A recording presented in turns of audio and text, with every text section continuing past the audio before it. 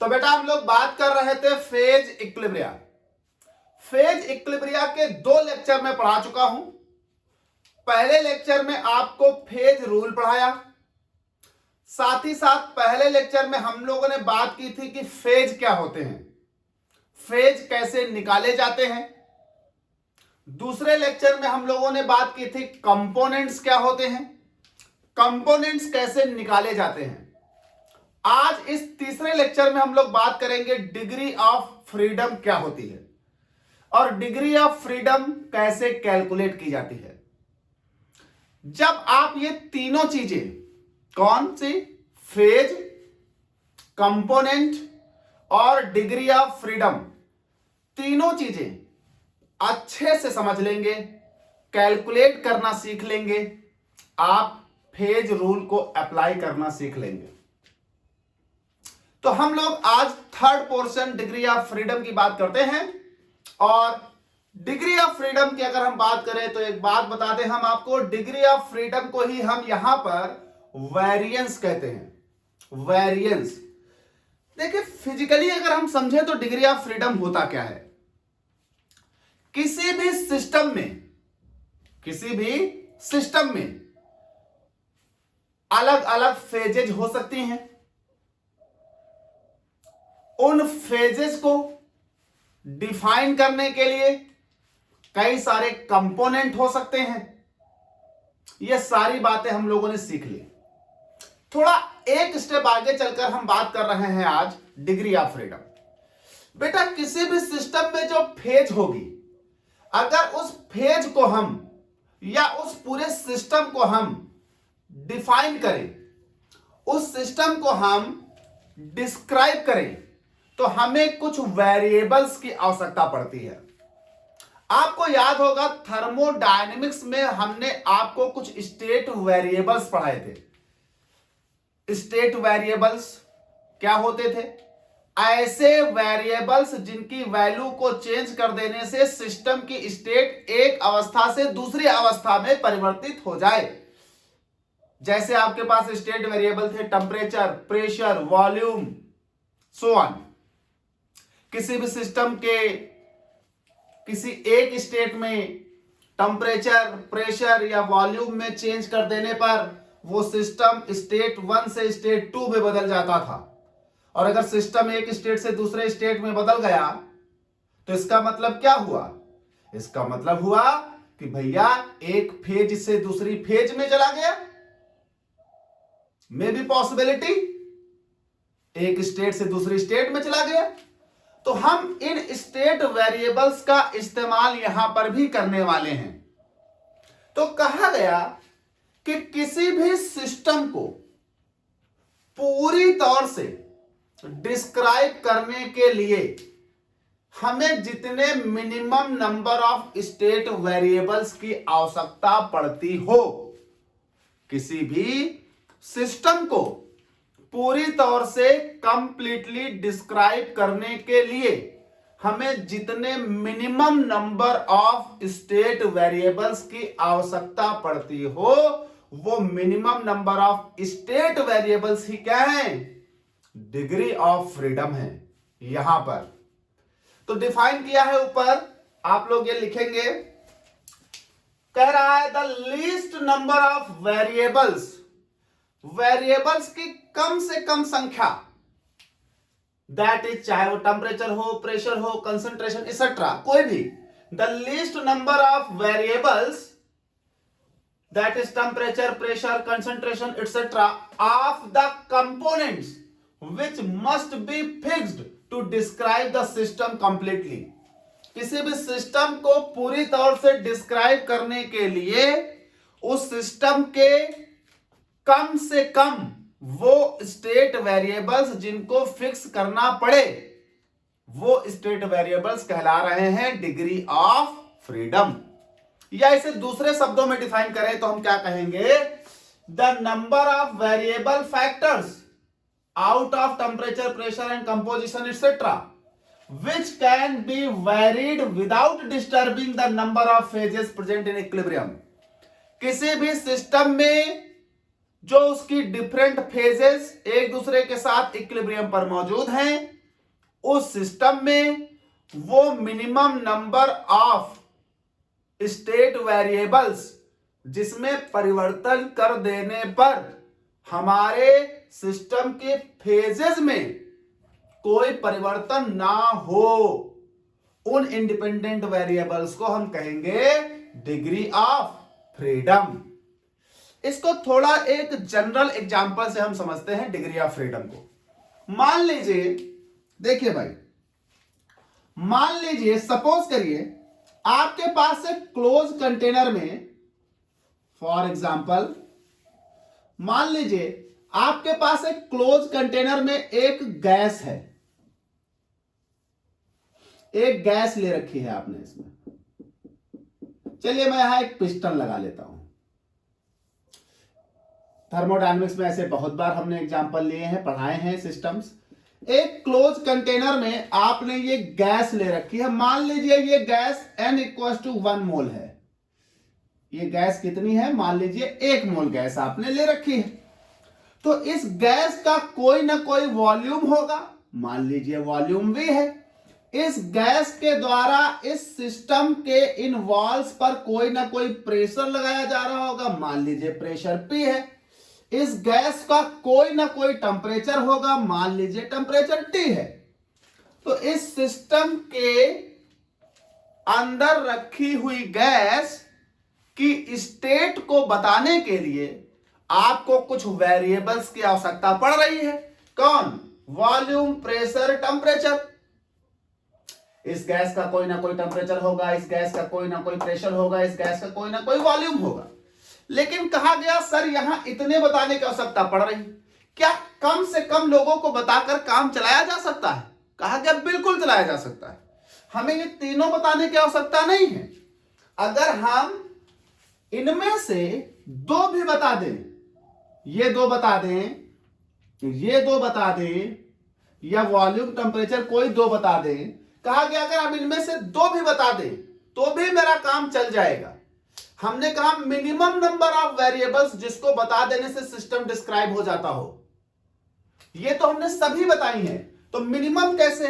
जैसे इस सिस्टम का अगर आपको सिर्फ कोई वॉल्यूम बता दे और सिर्फ कोई प्रेशर बता दे, बस इतने से ही काम हो जाएगा।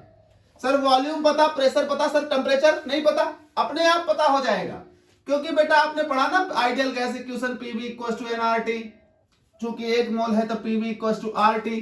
तो अगर आपसे कोई प्रेशर वॉल्यूम बता देगा तो टेम्परेचर ऑलरेडी नोन है, इट्स अंडरस्टूड। तो उसको बताने की आवश्यकता नहीं है।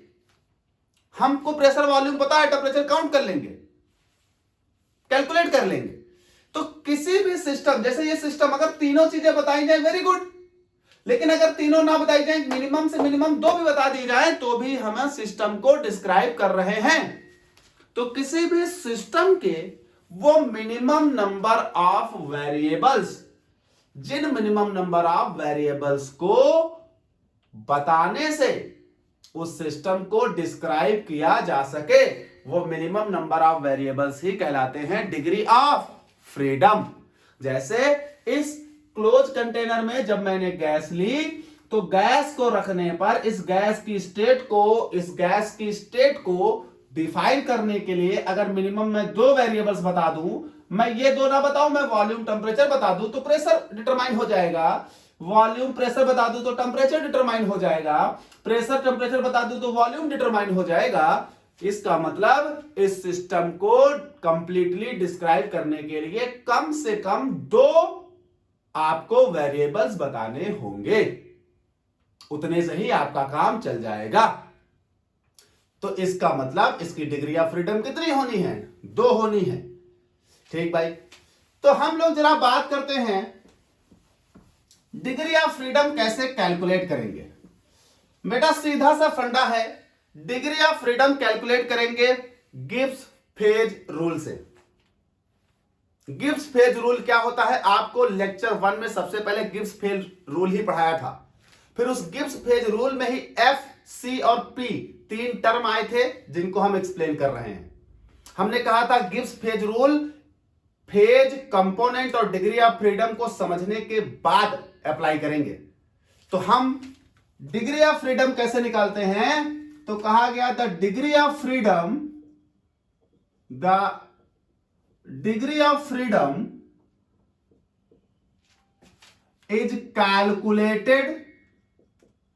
is calculated by using Gibbs phase rule.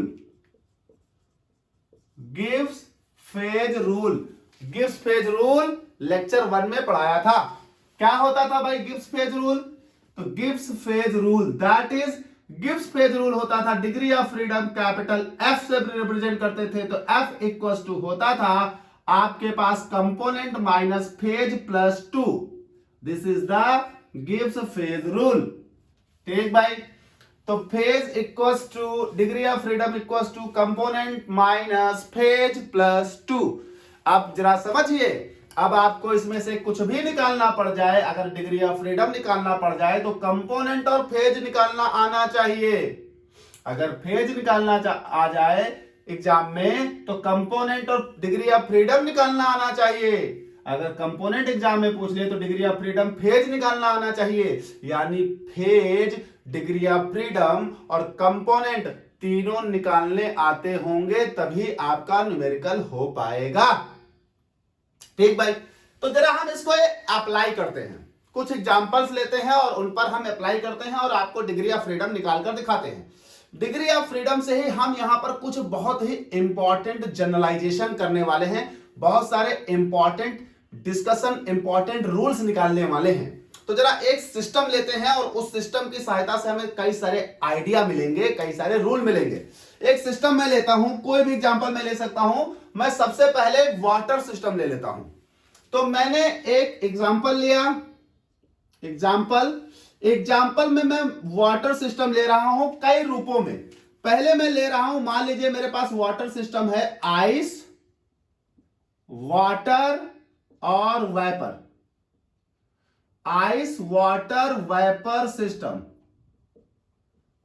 पहला मेरा केस है बेटा आइस, वाटर, वेपर सिस्टम। ये हो गया एग्जांपल 1 यानी केस 1।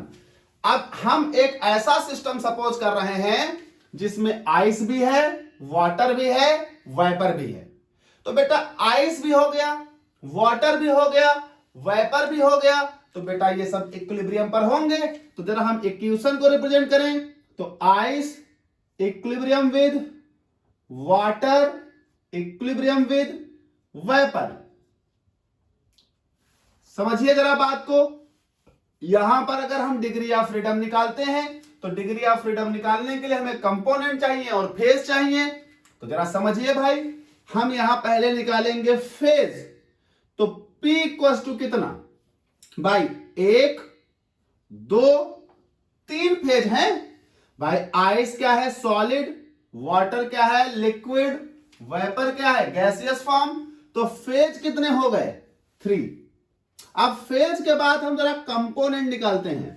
तो कंपोनेंट का एक फॉर्मूला बताया था, कंपोनेंट इक्वल्स टू यानी C equals to S minus E minus R, total number of constitutes minus equilibrium minus क्या? रिस्ट्रिक्शंस। ठीक भाई, तो यहां पर हम C निकालते हैं। तो C total number of constitutes कितने हैं? 3 कॉन्स्टिट्यूट्स हैं। आइस एक कॉन्स्टिट्यूट है, वाटर एक कॉन्स्टिट्यूट है और वेपर दूसरा कॉन्स्टिट्यूट है। कॉन्स्टिट्यूट वो होते हैं जो फिजिकली सेपरेट किए जा सकें। वेपर और पानी को अलग कर सकते हैं, पानी और बर्फ को अलग कर सकते हैं, बर्फ और वेपर को अलग कर सकते हैं। They are physically separated portion of the water system. These are behave as a constitutes. तो कितना कॉन्स्टिट्यूट है बेटा? 3 कॉन्स्टिट्यूट हैं। कॉन्स्टिट्यूट माइनस, अच्छा मैंने पहले फॉर्मूला लिख लेना है वरना आधे कंफ्यूज हो जाएंगे। ये कर क्या रहा हूं, पीछे देखा नहीं होगा, पीछे पढ़ कर आओ बेटा 1 और 2, तब आप प्रॉपर समझोगे। तो ये हो जाएगा S minus E minus R। तो S हो गया नंबर ऑफ कॉन्स्टिट्यूट, कितना है? 3। E हो गया नंबर ऑफ इक्विलिब्रिया, कितनी इक्विलिब्रिया? 1 और 2 इक्विलिब्रिया, -2 माइनस R मतलब restriction, there is no ions, ion बने नहीं। इलेक्ट्रिकल न्यूट्रलिटी की कोई रिस्ट्रिक्शन नहीं, बाकी कोई कंडीशन अप्लाई नहीं, तो रिस्ट्रिक्शन 0। तो ये हो जाएगा 3 - 2 यानी 1। ये वन कंपोनेंट सिस्टम है। ठीक भाई, अब यहां डिग्री ऑफ फ्रीडम निकालिए 10, F इक्वल टू, फॉर्मूला क्या है, F equal to C minus P plus 2, F equal to C minus P plus 2, C minus P plus 2 in the sense ये मेरे पास हो जाना है C कितना 1, P कितना 3 प्लस क्या करना है 2, तो बेटा 1 माइनस 3 प्लस 2, दैट मीन्स क्या आ जाना है 0, क्या आ जाना है बेटा 0, तो डिग्री ऑफ फ्रीडम कितना आया 0। तो ये आपके पास डिग्री ऑफ फ्रीडम आ गया 0। जब किसी सिस्टम का डिग्री ऑफ फ्रीडम 0 हो तो ऐसे सिस्टम हम कहते हैं इनवेरिएंट, मतलब इसमें आपको कोई भी वेरिएबल बताने की आवश्यकता नहीं है, ये हो गए इनवेरिएंट, इनवेरिएंट। ठीक भाई, अभी जरा देखते रहिएगा, एक और लेते हैं इन्हीं का, दूसरा एग्जांपल मैं लेता हूं यही सेम। अब मैं क्या कर रहा हूं दूसरे केस में मैं आइस वाटर या वाटर वेपर या आइस वेपर कोई एक केस इसमें से ले रहा हूं। तो मान लीजिए अब हमारे पास ice is equilibrium with water, ice किसके साथ इक्विलिब्रियम पर है वाटर पर, मतलब अब मैं दो फेज ले रहा हूं। अच्छा ये भी ले सकता हूं मैं, और करके ये भी ले सकता हूं, मान लीजिए मेरे पास वाटर वेपर के साथ फेज में है सिस्टम, कोई भी इन दोनों में से, या आप आइस वेपर ले सकते। चलिए इस केस में मेरे पास यहां पर जरा देखिए इक्विलिब्रिया क्या बनने वाली है, आइस इक्विलिब्रिया विद वाटर। अगर मैंने ये वाला केस लिया होता तो क्या इक्विलिब्रिया बनती, वाटर इक्विलिब्रिया विद वेपर। ये दो अलग अलग केस हैं, आप कोई भी ले लीजिए, मतलब अब मैं तीनों फेज नहीं ले रहा हूं, कोई दो फेज ले रहा हूं एक दूसरे के साथ इक्विलिब्रियम पर। तो अगर मैं ऐसा करता हूं तो अब मेरे पास फेज कितने हो गए 2 भाई, आइस और वाटर दो फेज। आप इस इक्विलिब्रियम की बात करिए तो वाटर और वेपर दो फेज। कंपोनेंट निकालिए जरा, तो कंपोनेंट इक्वल्स टू फॉर्मूला होता है S minus E minus R, that means S number of constitutes. अगर हम यहां देखें तो सिर्फ दो कॉन्स्टिट्यूट्स, अगर हम इस इक्विलिब्रियम की बात ना करें इस वाले को देखें तो भी दो कॉन्स्टिट्यूट्स, तो 2 माइनस इक्विलिब्रिया कितनी 1 0 ये 1 यानी मोनो। ठीक भाई, मोनो कंपोनेंट्स है, वन कंपोनेंट है। अब जरा बात करते हैं degree of freedom 10, F equals to C minus P plus 2 equals to C1 minus 2 plus 2। भैया ये F इक्वल्स टू क्या आ जाएगा, ये F इक्वल्स टू आ जाएगा 1, F इक्वल्स टू 1 मतलब मोनोवेरिएंट, मोनोवेरिएंट इन द सेंस कोई एक आपको बताना पड़ेगा, कोई एक आपको बताना पड़ेगा, क्या एक, कोई भी एक वेरिएबल आपको सिस्टम को डिस्क्राइब करने के लिए बताना पड़ेगा, चाहे वो प्रेशर बताना हो, चाहे वो टेम्परेचर बताना हो, चाहे वो कंपोजिशन बताना हो, सो ऑन, कोई एक आपको बताना पड़ेगा टू डिस्क्राइब द सिस्टम। ये हो गया F इक्वल्स टू 1। एक मैं और लेता हूं, इसी का एक केस और लेता हूं। अभी आपको 3 केस लिखूंगा, इसके बाद कुछ जनरल बातें आपको समझाऊंगा जो आपका बहुत सारा क्वेश्चन सॉल्व करा देंगी एंट्रेंस एग्जाम में। CSIR नेट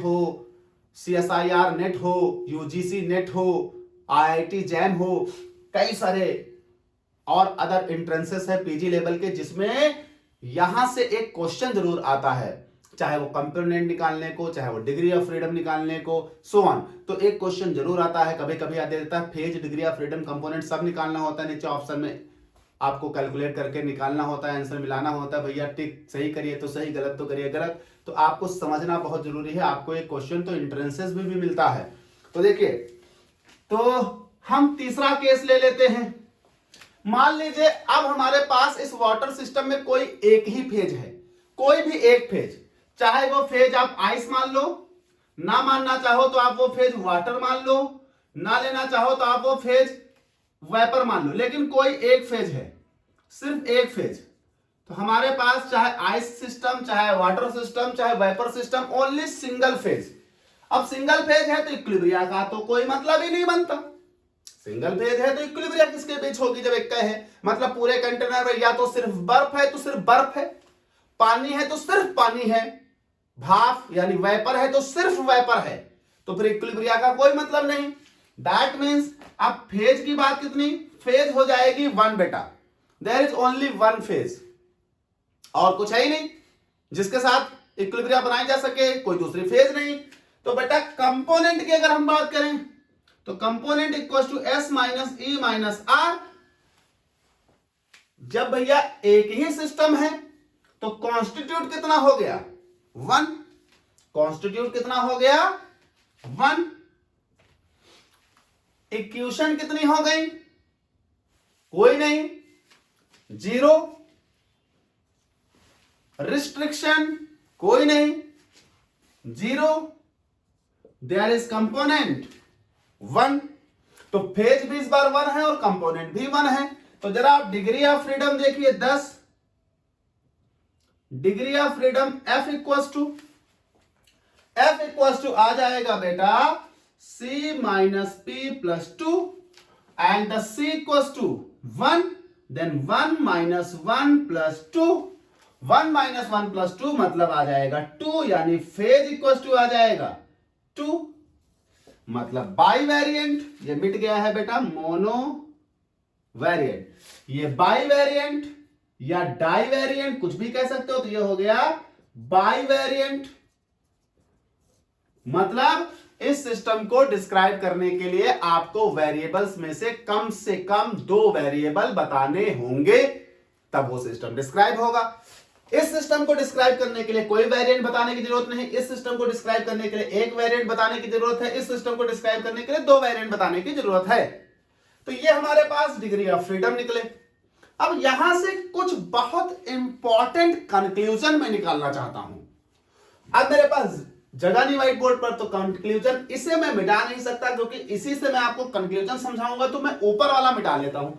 आई होप ये आप लिख लेंगे, ये सब आपको लिखना है बेटा, पढ़ना है बहुत ध्यान से, ठीक भाई। तो ये आप लिख लीजिएगा, बहुत देर से लिखा है, आप पॉज कर लीजिए, लिख लीजिए ये सब पूरा। तो मैं यहां रफ कर लेता हूं।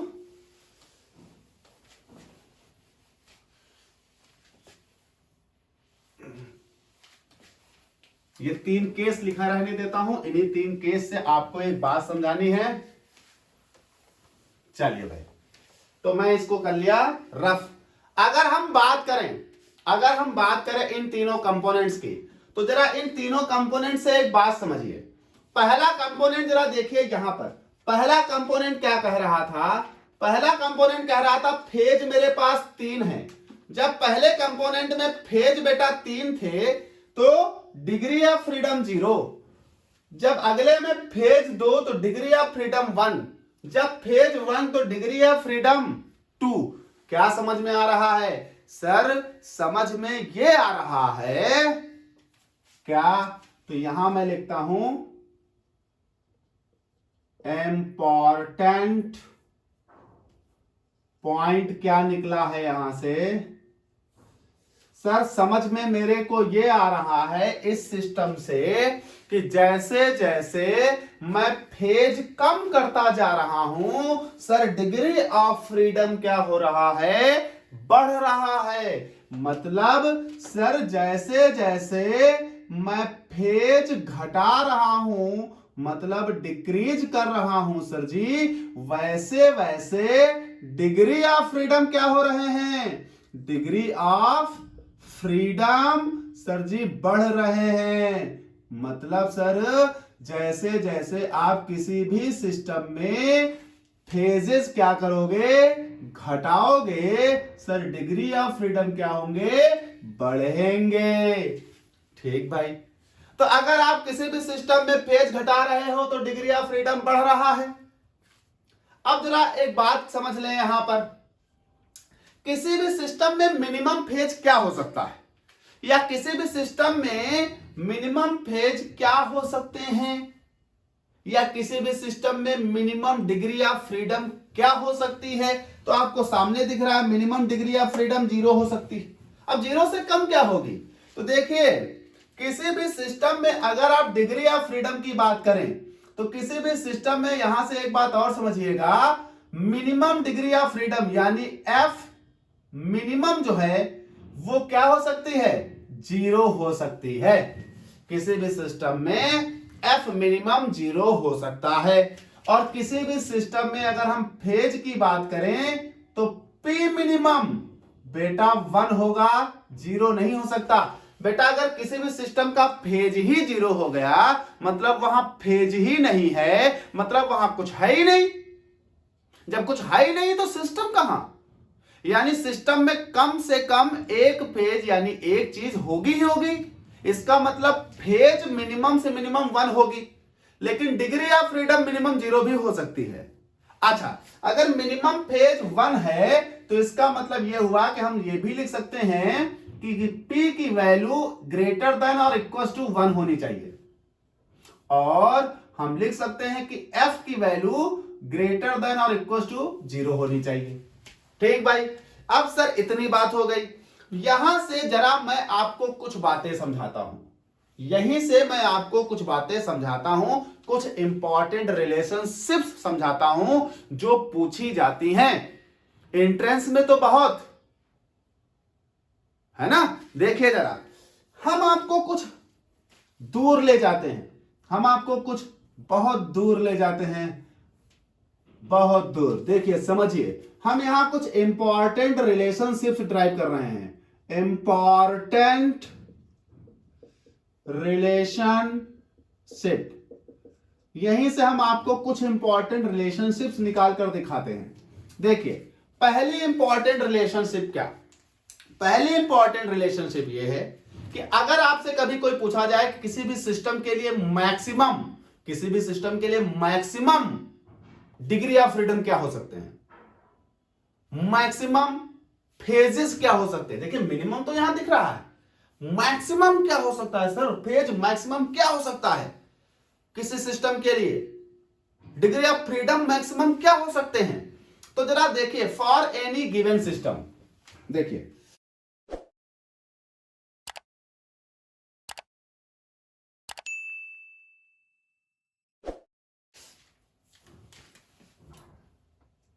फॉर एनी गिवन सिस्टम, किसी भी दिए गए सिस्टम के लिए, किसी भी दिए गए सिस्टम के लिए, पहली बात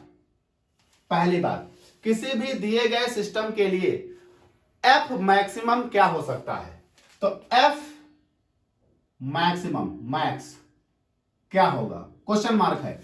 किसी भी दिए गए सिस्टम के लिए एफ मैक्स क्या होगा, क्वेश्चन मार्क है। तो देखिए भाई, किसी भी दिए गए सिस्टम के लिए एफ मैक्स तो कोई प्रॉब्लम नहीं है सर। हमको मालूम है कि डिग्री ऑफ फ्रीडम जब बढ़ेगा तो फेज घटेगा, यानी डिग्री ऑफ फ्रीडम जब मैक्सिमम पर होगा तो फेज अपने मिनिमम पर होगा, यानी एफ मैक्स सर कुछ भी हो आई डोंट नो, लेकिन जब एफ मैक्स होगा तो पी मिनिमम होगा। क्यों, क्योंकि सर इनवर्सली प्रोपोर्शनल है, एक अगर बढ़ रहा है दूसरा घटेगा, एक बढ़ते बढ़ते मैक्सिमम पहुंच जाएगा, दूसरा घटते घटते मिनिमा आ जाएगा। तो अगर एफ अपने मैक्सिमा पर है तो P अपने मिनिमा पर होगा, और P का मिनिमा क्या है, P का मिनिमा 1 है। समझिएगा बात को, पकड़िएगा। देखिए बेटा, चूंकि यहां से आप क्या रिलेशन रख रहे हो, आप रख रहे हो F inversely proportional to P, तो सीधा फंडा है कि जब F अपने मैक्सिमा पर होगा तो बेटा P अपने मिनिमा पर होगा। या आप कह लीजिए कि जब सर F अपने मिनिमम पर होगा तो सर उस दिन P अपने मैक्सिमम पर होगा। हाँ, बस। तो इसका मतलब अगर तुमसे कभी कोई किसी सिस्टम के लिए एफ मैक्स पूछे तो बस दिमाग को घोड़ों की तरह दौड़ाओ और एफ मैक्स निकालने के लिए दिमाग लगा दो कि पी मिनिमा होना है और पी का मिनिमा 1 होता है, उससे छोटा पी हो नहीं सकता। तो ऐसे केस में फेज रूल क्या हो जाएगा, तो देखिए ऐसे केस में फेज रूल क्या, F equal to C minus P +2 होता है। तो जरा देखिए दैट इज एफ मैक्सिमा निकालना है, इक्वल्स टू ये हो जाएगा C minus P minima plus 2। तो बेटा ये हो जाएगा F max equals to C minus P minima क्या होना चाहिए बेटा, पी मिनिमा होना चाहिए 1। तो ये हो जाएगा 1 प्लस 2 और ये 1 plus 2 this means 1 plus 2 this means F max equals to हो जाएगा सी प्लस 1। किसी भी सिस्टम के लिए किसी भी दिए गए सिस्टम के लिए एफ मैक्सिमा क्या होगा sir, F maxima C plus 1 होगा। तो सर उस सिस्टम के लिए एफ मिनिमा क्या होगा बेटा, एफ मिनिमा तो 0 है, एफ की मिनिमम वैल्यू 0 होगी, मैक्सिमम वैल्यू कुछ भी हो सकती है। मैक्सिमम कितनी होगी, तो मैक्सिमम ऑलवेज कंपोनेंट प्लस 1 होगी। Very good. ऐसे ही सर जी दूसरी वाली बात भी आप क्लियर कर दो। दूसरी वाली बात इन द सेंस ये वाली बात कि एफ मैक्सिमा तो निकल आया सर, पी मैक्सिमा अगर किसी के लिए निकालना पड़ जाए तो पी मैक्सिमा इक्वल्स टू क्या होना चाहिए, तो बेटा पी मैक्सिमा फिर हम यही फॉर्मूला लगाएंगे। फॉर्मूला लगाओ तो पी मैक्सिमा निकालने के लिए फॉर्मूला होगा एफ पी मैक्स है, तो बेटा जब पी मैक्स होगा तो एफ अपना मिनिमा रखेगा, तो ये हो जाएगा F minima equals to C minus P max plus 2। तो ये हो जाएगा एफ मिनिमा। एफ मिनिमा क्या होना चाहिए भैया, एफ मिनिमा होना चाहिए 0, क्योंकि एफ की मिनिमम वैल्यू क्या होनी है 0। तो ये हो जाएगा बेटा 0 equals to C minus P max plus 2। Then what is the P max, then P max equals to C plus 2। तो देखिए किसी भी दिए गए सिस्टम के लिए, किसी भी दिए गए सिस्टम के लिए पी मैक्स हमेशा कंपोनेंट प्लस 2 होता है। वाह भाई वाह सर, क्या बात बता दी आपने। और एफ मैक्स कंपोनेंट प्लस 1 होता है। सर मिनिमा, मिनिमा सामने लिखा है किसी भी सिस्टम के लिए, रिलेशन सामने लिखा है। तो अब जरा हम इसको किसी ना किसी सिस्टम पर सर अप्लाई कर लें, है ना। तो अब मैं इसको मिटा देता हूं, इससे जो रिलेशन निकालना था मैंने आपको समझा चुका। तो देखिए भाई इसको हम जरा अप्लाई करते हैं किसी एक सिस्टम पर।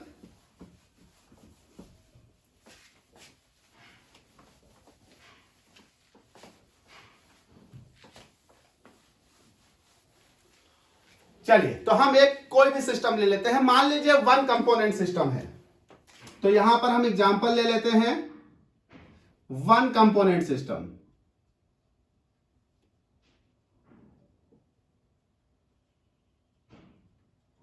सर कंपोनेंट आप क्यों ले रहे हो बेटा, फॉर्मूले में सी प्लस 1 का ही खेल है, तो सी ही आपको निर्धारित करना है। तो सी कोई भी हो सकता है, मान लीजिए सी की वैल्यू 1 है, 2 है, 3 है, 4 है, तो हम मान लेते हैं 1 कंपोनेंट सिस्टम। 1 कंपोनेंट सिस्टम मतलब that is C equals to क्या होना है 1। तो अगर 1 कंपोनेंट सिस्टम है तो जरा समझिए एफ मैक्स, तो बेटा हो जाएगा F max equals to C plus 1 equals to 1 plus 1 equals to 2। यानी अगर 1 कंपोनेंट सिस्टम है तो एफ मैक्सिमा मतलब डिग्री ऑफ फ्रीडम ज्यादा से ज्यादा कितना हो सकता है 2। और अभी जो मैंने वाटर वाला सिस्टम लिखा था देखिए उसमें सारी शर्तें लगा ली थी, डिग्री ऑफ फ्रीडम 2 से ज्यादा नहीं आया था। क्यों, क्योंकि वाटर सिस्टम 1 कंपोनेंट सिस्टम है, क्योंकि हर बार आप देख रहे होगे कंपोनेंट 1 आ रहा था। जब कंपोनेंट 1 आ रहा था तो डिग्री ऑफ फ्रीडम आपने बहुत कोशिश की, 0 आई 1 आई, लेकिन ज्यादा से ज्यादा 2 ही आई। 2 तब आई थी जब आपने फेज 1 कर दिया था। अब क्योंकि फेज 1 से कम आ नहीं सकता तो अब फ्रीडम आगे बढ़ेगी नहीं, क्योंकि जैसे जैसे फेज घटते हैं फ्रीडम बढ़ती है। फेज घटते घटते 1 तक जा सकता है, जैसे तुम फेज घटते घटते 1 तक गए फ्रीडम बढ़ते बढ़ते देखा 2 तक गई थी। तो इसका मतलब 1 कंपोनेंट सिस्टम के लिए एफ मैक्स 2 हो सकता है मैक्सिमम। वैसे ही पी मैक्स, पी मैक्स कितना हो सकता है, तो P max equal to C plus 1, तो P max equal to C plus 2, sorry P max equal to C plus 2, that means 1 plus 2 that is 3। यानी मैक्सिमम फेजेस 3 हो सकती हैं। किसके लिए? वन कंपोनेंट सिस्टम के लिए। और अभी आपको वाटर वाले में दिखाया था मैक्सिमम फेज कितनी थी वाटर के लिए, जरा गौर करिए, बर्फ, पानी, वेपर, भाप, 3 ही मैक्सिमम फेज हो सकती हैं, है ना। चलिए भाई, क्योंकि मैक्सिमम फेजेस कितनी आ रही हैं? 3। चलिए एक बात और समझ लेते हैं हम। मान लीजिए दूसरा एग्जांपल ले लें सर जी, एग्जांपल 2, ये एग्जांपल 1 मान लो, एग्जांपल 2 मान लो, 2 कंपोनेंट सिस्टम,